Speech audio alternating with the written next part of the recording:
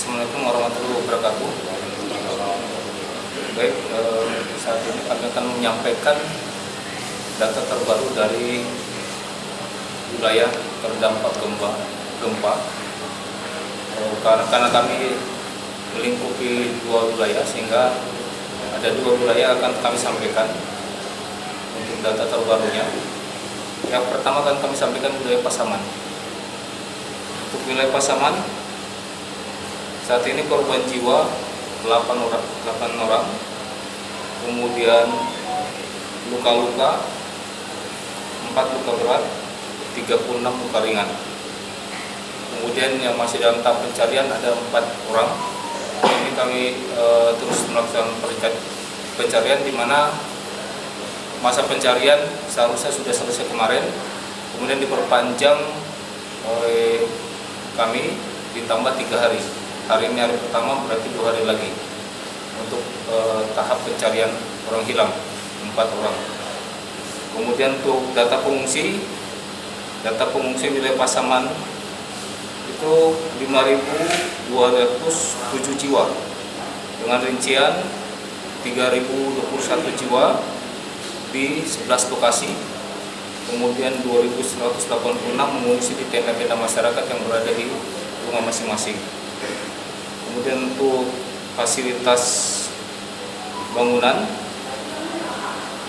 di sini kami sampaikan untuk rumah rusak berat atau hancur kurang lebih 490 unit. Kemudian rusak ringan itu 414 unit. Untuk sekolah PAUD, SD dan SMP untuk rusak ada 17 unit. Fasilitas umum ini khususnya yaitu jembatan, ada 4 buah jembatan yang putus atau rusak. Kalau kategori kami hilang di bawah longsor. Kemudian untuk aliran listrik ada di Kampung Rawang, Jorong Bukit Lintang Nagari, Malampah. Ini masih listriknya mati karena memang penduduknya memang masih dalam kondisi mengungsi, sehingga kita mau menyalakan masih terdapat kesulitan.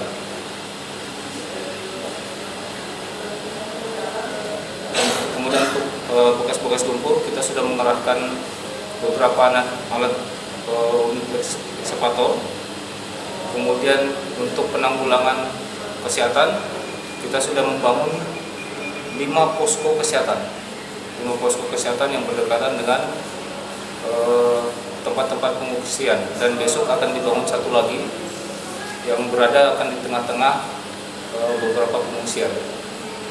Itu untuk data dari wilayah Pasaman. Kemudian untuk data wilayah dari Pasaman Barat,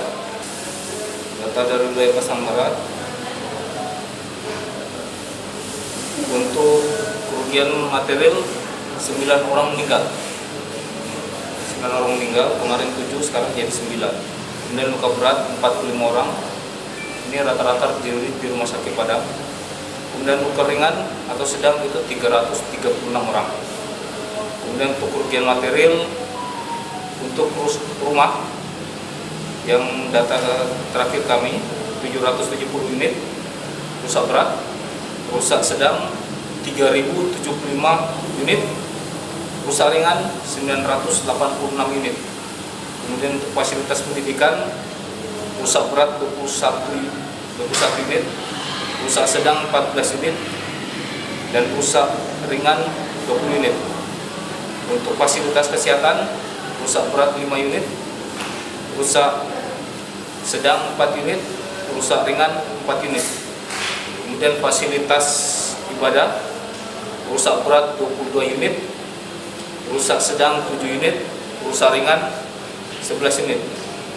Kemudian untuk infrastruktur, rusak berat ini salah satu ada jembatan dan lain sebagainya, termasuk jalan. Rusak berat ada 16 unit, rusak sedang 7 unit, rusak ringan 3 unit. Kemudian untuk gedung pemerintahan, rusak berat 1 unit, rusak sedang 7 unit, rusak ringan 9 unit.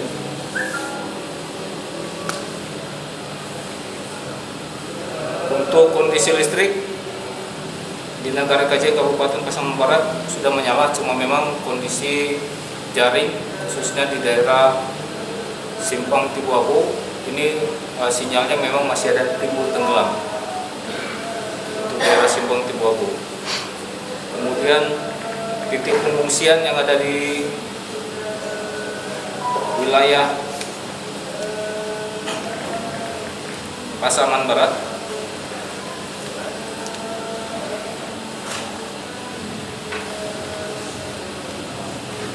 itu kami ada 16 titik dengan jumlah pengungsi kurang lebih 11.317 jiwa. Kemudian untuk kondisi terakhir yang wilayah Pasaman Barat, kondisi jalan yang di Rimbo Kejahatan saat ini sudah bisa dilewati, namun dilewati perorangan termasuk kendaraan roda 2. Itu pun kendaraan roda 2 itu harus dibantu dengan didorong karena memang kondisi jalannya masih berlumpur. Namun kita sudah bersyukur dorongan logistik kita tidak terlalu memutar jauh, tetapi memang kondisinya untuk pengangkatan logistik itu menggunakan tenaga manual atau dengan manusia diangkat satu persatu di seberang jalan sudah menunggu untuk kendaraan. Kemudian ada juga upaya kami yang lain, yaitu melalui jalan alternatif yang kami buat. Tadi sudah kita laksanakan untuk pendorongan logistik menuju daerah Simpang Tibuabo dengan menggunakan kendaraan off-road. Dan tadi sore bantuan sudah diterima di tempat pengungsian di Simpang Tibuabo. Itu kita bersyukur sudah bisa melaksanakan itu.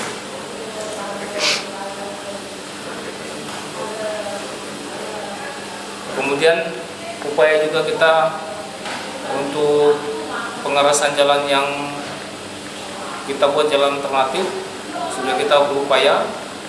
Mulai hari ini kita sudah mengambil sirtu untuk melaksanakan pengerasan jalan di jalan alternatif yang kita buat untuk memudahkan kendaraan nantinya bukan hanya menggunakan kendaraan off-road, tetapi kendaraan biasa juga diharapkan sudah bisa lewat. Kemudian untuk kegiatan-kegiatan lain seperti penanganan pengungsian, kita berupaya untuk mengurangi jumlah pengungsian dengan memberikan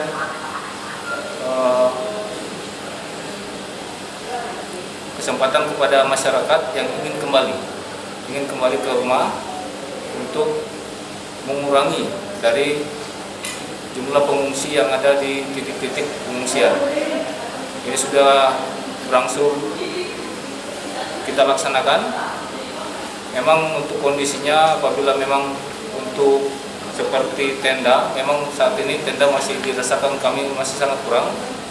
Di mana rencana kami kita berangsur-angsur mengembalikan pengungsi dengan syarat kita berusaha untuk membangunkan tenda di depan rumah masing-masing, khususnya yang mengalami kerusakan berat yang tidak dapat ditinggali oleh masyarakat. Demikian untuk kegiatan. Kemudian tambahan lagi untuk kegiatan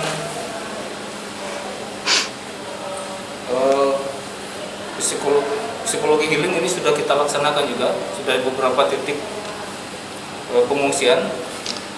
Ada beberapa ini dari psikolog HB Saanin, kemudian dari Dokter Lintas Batas, kemudian CT Arsa Foundation, kemudian relawan Mamuni ini, kemudian relawan Mapala Muhammadiyah ini sudah melakukan psikologi healing terhadap masyarakat. Dengan dilakukan ini diharapkan masyarakat trauma masyarakat terhadap gempa bisa berkurang dan bisa hidup berjalan normal. Walaupun ini memang untuk prosesnya agak lama, tetapi ini kita sudah berupaya. Demikian untuk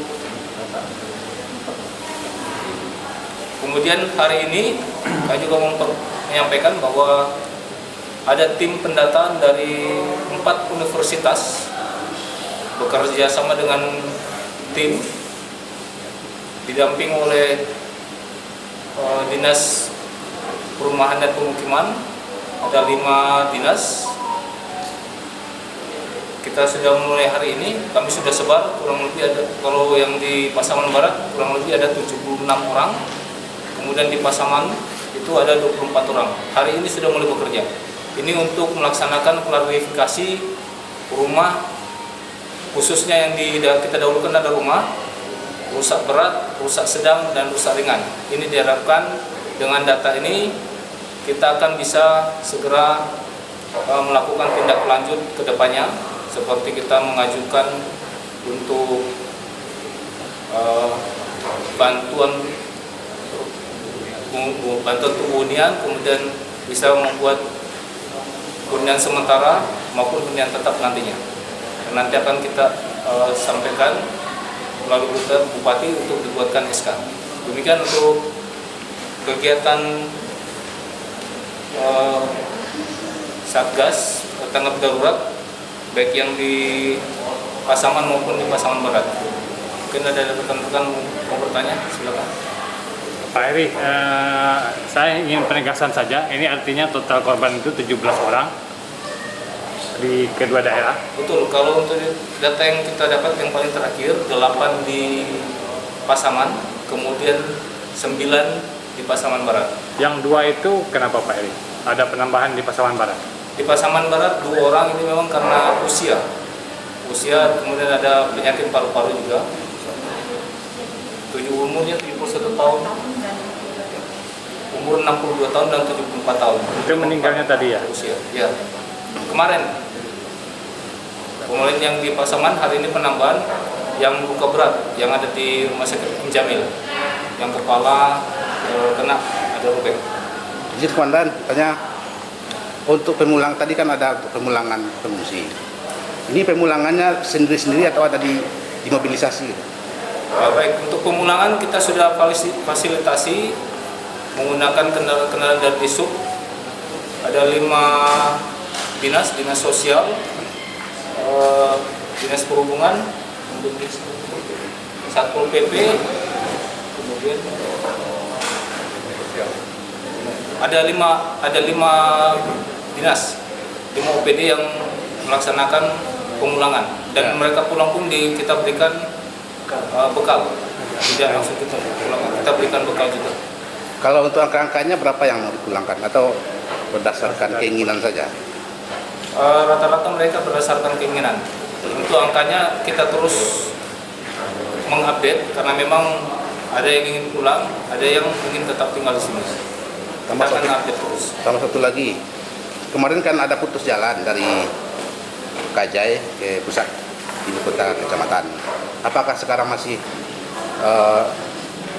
tidak bisa dilalui atau memang sudah sampai pusat kecamatan? Ini kan Kajai, ini kan Timbu Abu aja. Yang disampaikan tadi Pak, ya. Jalan itu sudah mulai dilalui, jalan perorangan, jalan masing-masing dengan kendaraan. Namun kendaraan hanya roda 2 dan itu pun masih dibantu, tadi sudah kami sampaikan. Pak, itu kan pengungsi dari sini sudah mulai pergerakannya berulang dari beberapa hari terakhir. Dari monitoring kita Pak, gimana kondisi masyarakat yang sudah pulang ke rumah itu? Apakah kebutuhan mereka terpenuhi, dan cara kita untuk mengupayakan kebutuhan itu terpenuhi seperti apa? Baik, untuk yang pulang, kita sudah mendata seluruhnya, dia mau pulang kemana, kemudian posko-posko yang sudah kita dirikan, ada kurang lebih 16 posko, itu mereka memonitor juga. Dan kita penerangan logistik kita melalui posko tersebut. Jadi mereka, seluruh masyarakat diharapkan mengambil logistik mengambil ke 16 posko yang sudah kita tentukan, yang terdekat dari rumah mereka. Soal ini tadi Pak, soal korban meninggal tadi. Tadi itu kan ada tambah meninggal, itu berarti kondisinya sedang di tenda pengungsian begitu ya Pak ya. Kemudian ada yang dibawa ke rumah sakit ya. Kemudian apakah data dari korban meninggal ini dimasukkan ke data korban gempa atau terpisah?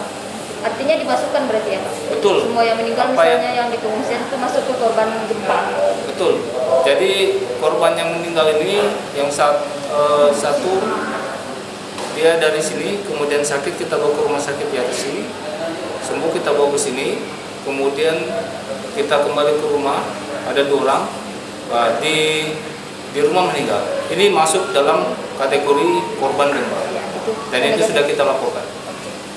Pak, untuk pencarian korban di Malampah ini kan masih ada yang belum ditemukan. Kita perpanjangan 3 hari, sudah terlaksana 1 hari. Jika sampai tambahan 2 hari belum juga ditemukan, apakah masih ada kemungkinan perpanjangan? Kemarin itu sudah kita putuskan penambahan hanya 3 hari karena sudah kurang lebih seminggu lebih, kurang lebih 7 hari, ditambah hari ini sudah 8 hari. Kita sudah berupaya membentuk tim dengan dari tim polisi, Basarnas, TNI dengan dibantu masyarakat menggunakan anjing kinan, anjing pelacak dan anjing pemburu. Itu sudah kita berupaya dan keputusannya apabila memang 3 hari sudah selesai ini maka ini dinyatakan meninggal. Kemarin dari putusan apabila memang ada perubahan lagi nanti akan kami sampaikan karena ini harus kita rapatkan ulang di wilayah di posko Tigunagari. Ya, Pak, pengungsi kan saat ini sudah berangsur pulang. Apakah sudah ada ancang-ancang kita untuk hunian sementara bagi yang memang rumahnya hancur? baik, untuk hunian sementara ini rencana kami ini harus pendataan dulu. Yang kami sampaikan tadi ada 4 universitas untuk melaksanakan pendataan. Di situ nanti akan masuk dalam kriteria apakah rusak berat, rusak ringan maupun rusak sedang. Kemudian yang rencana yang dibuat hunian sementara adalah yang rusak berat digunakan. Itu digunakan apabila menunggu untuk hunian tetap. Dan ada satu lagi programnya itu apabila tidak menggunakan hunian tetap itu menggunakan dana tunggu hunian. Itu akan diberikan oleh negara. Boleh mereka tinggal di keluarga, boleh tinggal di tempat kos-kosan, akan diberikan uang kurang lebih 600.000 per bulan sampai hunian tetap mereka dibangun. Demikian. Tim asesmen itu sejauh mana pergerakannya, perkembangannya? Untuk asesmen hari ini baru bergerak Pak. Malam ini kami laksanakan evaluasi. Nanti akan kami tanyakan berapa hasilnya hari ini sudah berapa rumah yang didata. Ada tenggat waktu mungkin Pak sampai tanggal 10? Kita secepatnya. Kita maksimalkan secepatnya. Kami sudah sampaikan tadi pagi bekerja menggunakan target bukan menggunakan target jumlah rumah, tetapi target waktu sampai batas maksimal jam 5 sore atau jam 6 baru selesai. Jadi semaksimal mungkin per harinya berapa dapat itu yang dilaksanakan, bukan target per hari per rumah tidak. Soalnya kan kita terikat sama tanggal darurat. Ya. Tanggal darurat kita berarti tanggal 10. Gimana Mas? Masa tanggal darurat kita kan sampai tanggal 10. Tidak ada pengaruh. Tidak ada. Kita tetap berlanjut karena dasar kriteria itulah kita yang akan membuat SK untuk meminta bantuan dari pemerintahan pusat. Berarti setelah tanggal 10 kalau misalnya asesmen masih belum selesai, proses asesmen kita masih akan Tetap berlanjut. Dan kita upayakan sebelum tanggal 10 sudah selesai. Kita maksimalkan. Hari pertama tadi di berapa kecamatan Pak? Seluruhnya.